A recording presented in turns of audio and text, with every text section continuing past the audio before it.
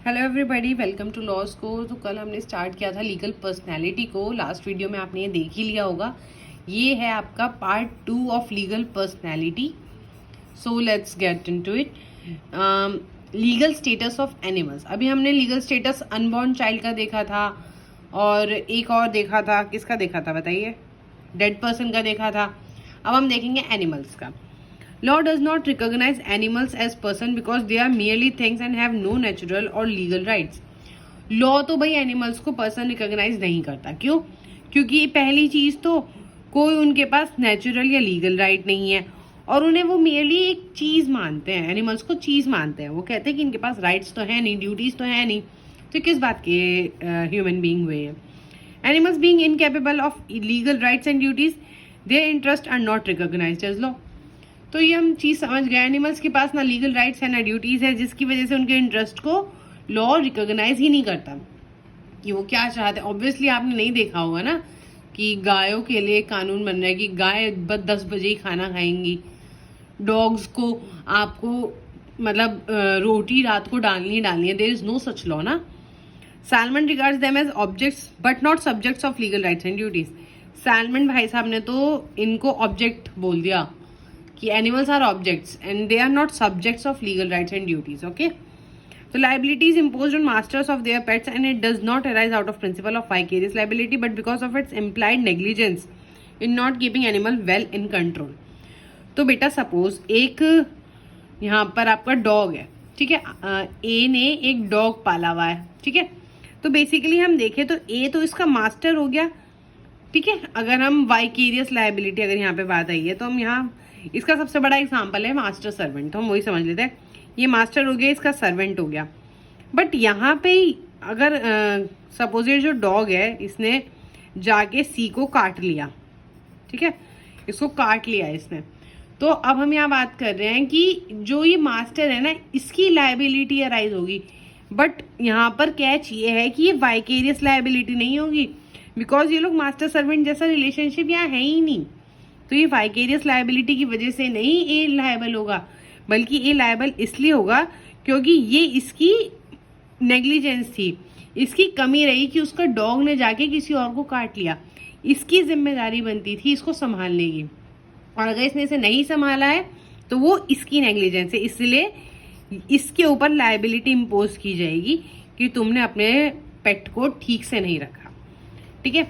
तो नेक्स्ट बेटा आता है आपका legal status of idol and mosque. हमने आइडल थोड़ा सा रीड किया था किसमें, आपके कॉर्पोरेशन और उस वाली साइड में, बट हम यहाँ पे पूरा डिटेल में पढ़ते हैं। आइडल हम समझते हैं भगवान की मूर्ति होती है और मॉस्क्यू भी हम समझते हैं, ठीक है, मस्जिद। It has been judicially recognised that idol is a juristic person and as such it can hold property. Idol को ज्यूरिस्टिक पर्सन बोला गया है कि वो ज्यूरिस्टिक पर्सन है और वो प्रॉपर्टी होल्ड करता है। ऑब्वियस सी बात है, आपने देखा होगा कि कितने ही लोग अपनी कितनी सारी संपत्ति भगवान को चढ़ा देते हैं। सोना चढ़ा दिया, जमीन दे दी, मंदिर के नाम दे दी, ठीक है। तो इसीलिए भगवान को या आइडल को ज्यूरिस्टिक पर्सन बोला गया है और कहा गया है कि हाँ भाई वो प्रॉपर्टी होल्ड करने के लिए कैपेबल है। Its position is like that of a minor because the priest that is pujari act as guardian to look after the interest of idol. जैसे बच्चों का देखभाल माँ बाप करते हैं ना, माँ बाप उसके गार्जियन होते हैं, इसी तरीके से जो हमारे क्या कहते हैं आइडल हैं उसके जो गार्जियन है उसको प्रीस्ट को बोला गया है। वो जो पुजारी होते हैं ना वो होते हैं इसके गार्जियन। तो अब यहाँ पे केसेस की बात करते हैं। Yogendra Nath Naskar versus commission of income tax, commissioner of income tax, 1969 का केस है सुप्रीम कोर्ट का। इसमें supreme court held that idol is a juristic person. इसने बोला कि आइडल जो है भाई ज्यूरिस्टिक पर्सन है, केपेबल ऑफ होल्डिंग प्रॉपर्टी, जो कि प्रॉपर्टी होल्ड कर सकता है, एंड ऑफ बीइंग टैक्स्ड। और अगर वो प्रॉपर्टी होल्ड कर सकता है तो उसके ऊपर टैक्स भी लगाया जा सकता है, ऑब्वियस सी बात है। दो through its trust who are interested with possession and management of its property.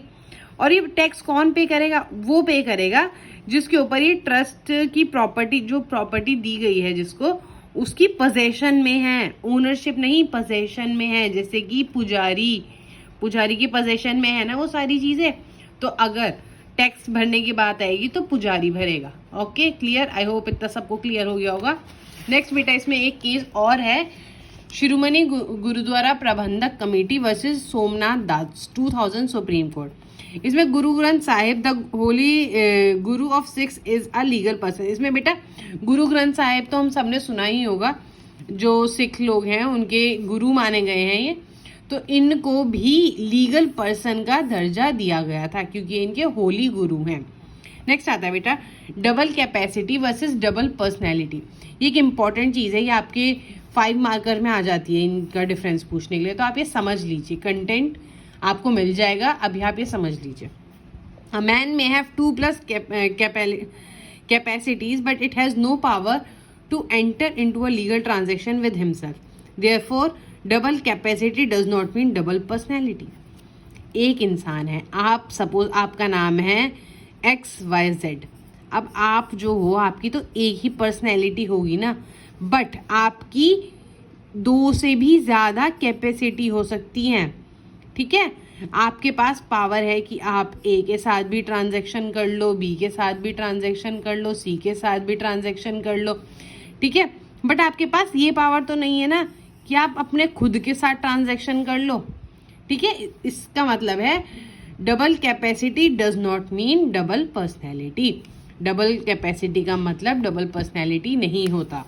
Next आता है बेटा आपका कॉर्पोरेशन। कॉर्पोरेशन हमने देखा है, very important. Corporation is an artificial person, हम जानते हैं आर्टिफिशियल पर्सन है corporation, having legal personality recognised by law. इसकी जो लीगल पर्सनैलिटी है वो लॉ ने रिकॉग्नाइज करके दी है। Having capacity to have rights and duties and having property. अगर लॉ ने इसकी लीगल पर्सनैलिटी को रिकॉग्नाइज किया, इसका मतलब क्लियर है कि इसके पास राइट्स भी हैं, ड्यूटीज भी हैं और इसके पास प्रॉपर्टीज भी हैं, ठीक है। Judicial personality of corporation presupposes existence of 3 condition. जो बेटा जुडिशियल पर्सनैलिटी होती है कॉर्पोरेशन की, वो 3 चीज़ों की 3 कंडीशंस को मान के चलती है कि ये तो पक्का एग्जिस्ट करती ही करती हैं। वो कौन सी हैं? There must be a group of body of human being associated for certain purpose. सबसे पहली चीज़ है कि ग्रुप होना चाहिए, कई सारे लोग होने चाहिए, ठीक है, कई सारी बॉडी होनी चाहिए इंसानों की जो कि साथ में आए हैं किसी एक पर्पस के लिए। सपोज ये सब साथ में आए हैं कि हमें एक साबुन है, XYZ साबुन है, ये इसको बेचना है, ये इस पर्पज से ये सब लोग इकट्ठे हुए हैं, ठीक है। पहली चीज, there must be organs through which corporation works. Organs होने चाहिए कॉर्पोरेशन के, ठीक है। ऑर्गन्स क्या होते हैं आगे समझते हैं। Corporation is attributed will buy legal fiction, it's distinct from its individual members. Corporation अलग है, उसके लोग अलग हैं। हम ये नहीं कहेंगे कि राम की कंपनी है या श्याम की कंपनी है, हम बोलेंगे इन सब की मिलके कंपनी है, ठीक है। हमेशा याद रखना कॉर्पोरेशन सबका एक साथ होता है, किसी एक इंसान का अकेला नहीं होता। अकेला तो भाई उसकी लीगल पर्सनैलिटी हो गई ना। फिर corporation has legal personality of its own. देखा, कॉर्पोरेशन की अपनी खुद की लीगल पर्सनैलिटी होती है, इंसान की अलग होती है, कॉर्पोरेशन की अलग होती है। It can sue and be sued in its own name and as a perpetual existence. ये जो कॉर्पोरेशन है इस पर केस किया भी जा सकता है और ये आप पर केस भी कर सकती है। और परपेचुअल सू समझ के, सू मतलब केस करना, ठीक है, अपने नाम पे। And has a perpetual existence. Perpetual existence मतलब इसके बाद, मतलब सपोज कोई एक आदमी मर जाता है, ए की कंपनी थी, ए मर गया तो ए के बाद बी को मिल जाएगी, बी के बाद सी को मिल जाएगी, ये वाली चीज़, ठीक है, उसका नाम चलता चला जाएगा। आर्टिकल 300 जो है वो बोलता है कि union of India and states are also legal and juristic person. Article 300 जो है हमारे कॉन्स्टिट्यूशन ऑफ इंडिया का, वो ये कहता है कि यूनियन ऑफ इंडिया जो है और स्टेट्स जो है ये भी लीगल और ज्यूरिस्टिक पर्सन्स हैं।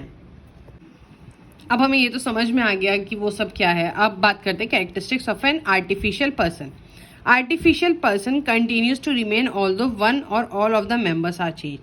बेटा आर्टिफिशियल पर्सन जो है ना वो पर्सन ही रहेगा, भले ही एक या जो कई सारे लोग थे वो भले ही चेंज हो गए, बट वो उसकी वही की वही नेचर रहेगी। Its claims and liabilities are its own, not of its constituent members. ये जो आर्टिफिशियल पर्सन है ना, इसकी सारी क्लेम्स और लाइबिलिटीज इसकी खुद की होती है, किसी भी दूसरे की नहीं होती। Property does not belongs to its member individually और कलेक्टिवली। इसकी जो प्रॉपर्टी है वो किसी मेंबर को इंडिविजुअली या कलेक्टिवली बिलोंग नहीं करती। Agent appointed by majority does not represent him. यहाँ कोई भी रिप्रेजेंटेशन नहीं है आर्टिफिशियल पर्सन को, ऐसा नहीं है कि कोई और रिप्रेजेंट कर रहा है, वो खुद को खुद रिप्रेजेंट करेगा, ठीक है। नेक्स्ट आता है बेटा कॉर्पोरेशन, हमने पढ़ा है कॉरपोरेशन एग्रीगेट और कॉरपोरेशन सेल दो तरीके की होती हैं, ठीक है। अगर आपको ये दोनों चीज टर्म समझनी है तो प्लीज कमेंट बॉक्स में बताइएगा, मैं इसके ऊपर अलग से वीडियो बना दूंगी। नेक्स्ट आता है बेटा थ्योरीज ऑफ कॉरपोरेशन, ठीक है। Different jurist propounded different theories to explain the nature of corporate personality. कई सारे जूरिस्ट ने कई अलग अलग थ्योरीज दिए हैं ये बताने के लिए कि कॉर्पोरेशन की आखिर पर्सनैलिटी होती कैसे है। कुछ इंपॉर्टेंट थ्योरीज की बात करेंगे। सबसे पहले आती है बेटा आपकी फिक्शन थ्योरी। ये याद रखना सेविग्नी ने दी है। ये 2-3 चीज आपको याद रखनी है कि थ्योरी किसने दी है, क्या बोला है, ये 2 मेन पॉइंट है। तो फिक्शन थ्योरी सेविग्नी ने दी है। इसके according the personalities attach to corporation institution and funds by pure legal fiction. ये बोलता है कि पर्सनैलिटी जो है वो कॉर्पोरेशन की अटैच होती है इंस्टीट्यूशन की, उसके फंड्स की प्योरली लीगल फिक्शन के थ्रू, ठीक है। Personality is corporation is different from the personality of its members means there is a double fiction in the case of corporation. ये बोल रहे हैं जो कॉर्पोरेशन की पर्सनैलिटी है वो उसके मेंबर्स की पर्सनैलिटी से अलग होती है। इसका मतलब कॉर्पोरेशन की डबल पर्सनैलिटी होती है, एक तो उसकी खुद की, एक उसके मेंबर्स की, ठीक है। ये चीज क्लियर हो गई। आगे देखते हैं। सालमंड और हॉलैंड जो थे are the supporters of this theory. इन दोनों ने इस थ्योरी को सपोर्ट किया। इन्होंने कहा हाँ भाई जो तुम बोल रहे हो बिल्कुल सही बोल रहे हो। Double fiction one of which by which corporation is given legal entity by another it's clothed with the will of people. बेटा डबल फिक्शन जो है वो लोगों की विल के ऊपर क्लोथ्ड हुई थी, ठीक है। Fails to ensure satisfactorily the civil and criminal liability of corporation. इस थ्योरी के अंडर जो थी ना कॉर्पोरेशन की सिविल और क्रिमिनल लायबिलिटी को ठीक से एक्सप्लेन नहीं किया जाता कि भाई सेटिस्फाई नहीं हो रहे थे लोग कि भाई उसकी लायबिलिटी आखिर है क्या फाइनल। तो उसके बाद आई इसलिए बेटा realistic theory propounded by German jurist Gierke. याद रखना नाम गियर्क, ठीक है।